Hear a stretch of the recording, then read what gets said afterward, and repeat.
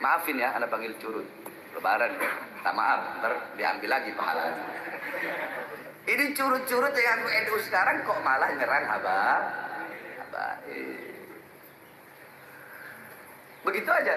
Terus satu tadi, jikalau saya mengatakan Azamat Khan yang sekarang ini putus, dipersoalkan, dipermasalahkan sama para yang ngaku-ngaku keturunan ini, kenapa kalian tidak mempermasalahkan iman yang bukan hanya Azamat Khan saja, bahkan Wali Songo tidak diakui oleh iman? Kenapa tidak diakui?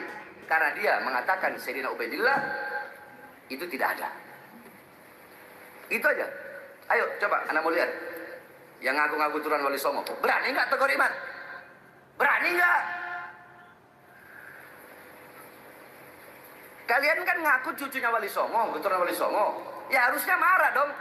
Kalau kakek kalian, para Wali Songo yang mulia, dibilang nggak ada. Ini enggak, justru ana yang bela mati-matian.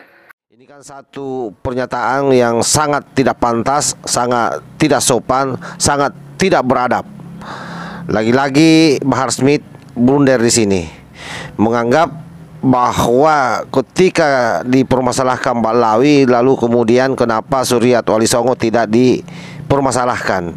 Saya sesungguhnya tidak mau lagi membahas apakah nasabnya Mbak Lawi itu palsu atau asli. Yang pasti bahwa berdasarkan hasil penelitian Kiai Imad, kita tahu bersama bahwa nasab Balawi itu kemudian dipertanyakan. Assalamualaikum warahmatullahi wabarakatuh. Om Swastiastu, Namo Buddhaya, salam kebajikan. Kembali bersama Tol Langit 9 dari Buta Panditalopi, Provinsi Sulawesi Selatan, daerah paling selatan Kabupaten Bulukumba. Pernyataan Bahar Smith di awal video tadi, saya kira itu sesuatu yang menurut saya amatlah disayangkan keluar dari mulut seorang yang mengaku cucu Nabi, di mana dia mengatakan bahwa orang-orang NU yang memprotes atau yang membahas masalah nasab Balawi adalah curut. Ini kan satu pernyataan yang sangat tidak pantas, sangat tidak sopan, sangat tidak beradab. Lagi-lagi Bahar Smith blunder di sini, menganggap bahwa ketika dipermasalahkan Mbak Lawi, lalu kemudian kenapa Suriat Wali Songo tidak dipermasalahkan.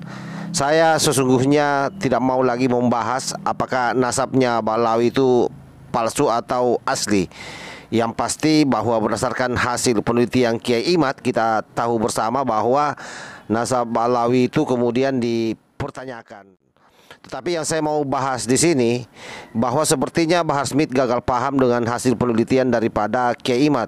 Sudah sangat jelas bahwa nasab Wali Songo itu tidak dipermasalahkan lagi karena memang tidak tersambung melalui Balawi, tetapi hanya pencatatan yang dilakukan secara sepihak oleh pihak Balawi. Itu pun bukan ahli nasab yang mencatat di sana.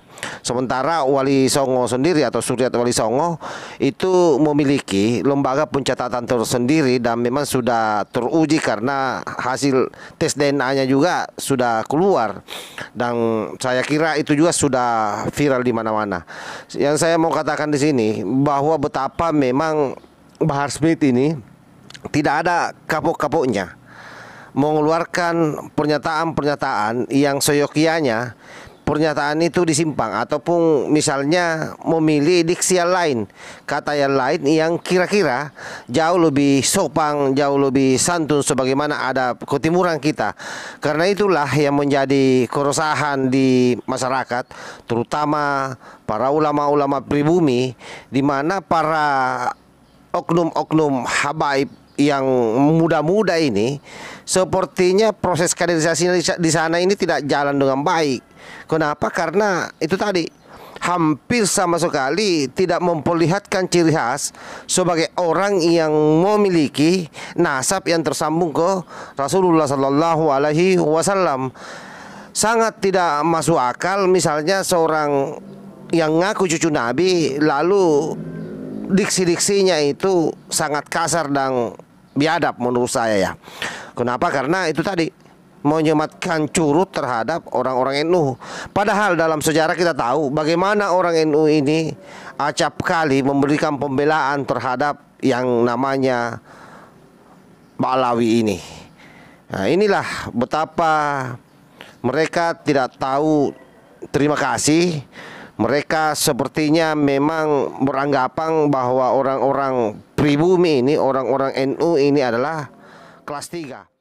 Masih terbawa-bawa pada peristiwa masa lalu pada saat Belanda menjajah Indonesia, di mana masyarakat Indonesia dianggap sebagai kelas 3, lalu kemudian imigran Yaman kelas 2, sebagaimana yang kita tahu dalam sejarah bahwa memang imigran Yaman ini mendapat tempat yang khusus di mata penjajah Belanda, bahkan dianggap sebagai orang yang banyak membantu Belanda di masanya.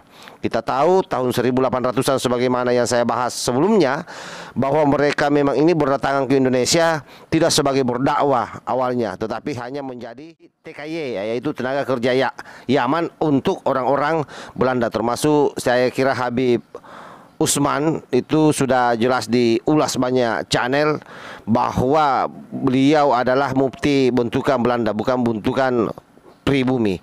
Nah, ini yang menjadi persoalan di tingkat habaib hari ini.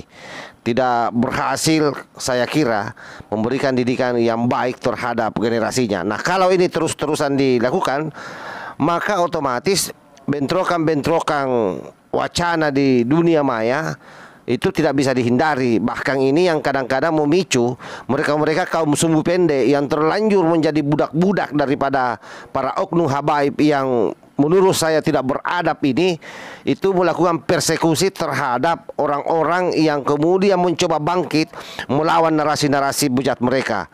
Saya kira itu yang saya sampaikan. Wallahul muwaffiq ila aqwamit thariq. Wassalamualaikum warahmatullahi wabarakatuh.